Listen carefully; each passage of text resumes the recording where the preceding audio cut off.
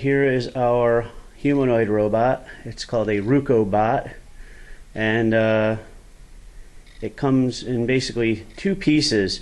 Unlike some of the other robots you've had before where you could code on the computer using Blackly or one of those other apps, unfortunately we can't use the app that came with this guy, but we can use this remote control and kind of do a program, but in a different way rather than seeing it on our computer screen.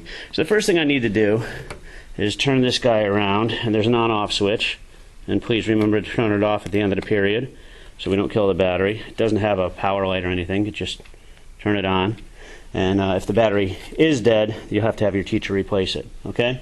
And then the Ruko on his back, see there's a spot here for a USB cable that the teacher will have charged him, probably over by the robot garage.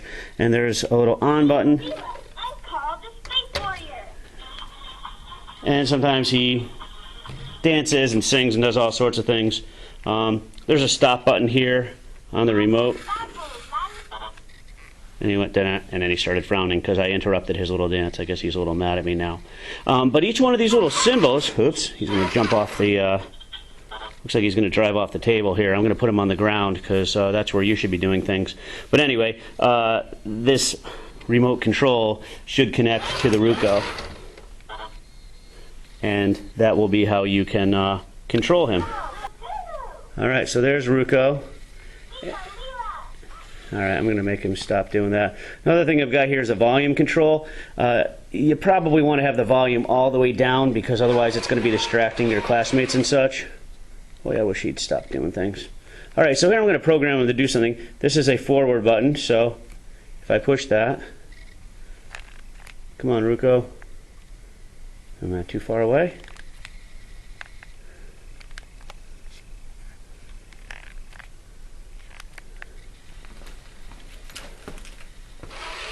There we go. So apparently you have to be a little bit closer with the remote control. Now I'll push the back button. Let's see if that works. There we go. So if the remote isn't working, then you need to get a little bit closer. Here I'm going to put this turn button. Turns them that way, about 90 degrees. And back. Forward. I can make his arm go up.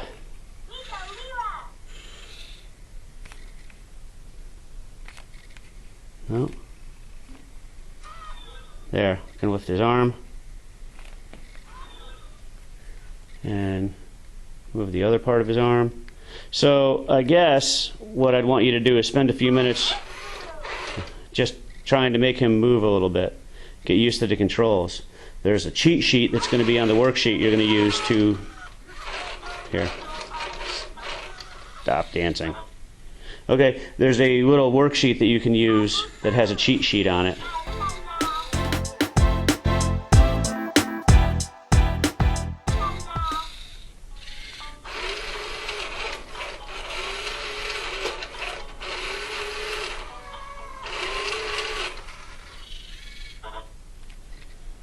Push and hold the stop to make sure that he actually does stop. But then apparently he gets bored. I guess you have to turn him off if you really want him to stop moving.